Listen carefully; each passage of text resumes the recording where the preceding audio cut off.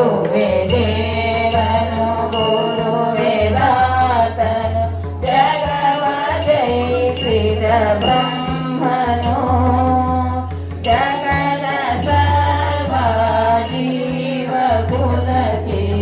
ಶುಭವ ಹರಿಸುವ ದೇವನು ರಾಮ ರಾಮ ರಾಮ ರಾಮ ರಾಮ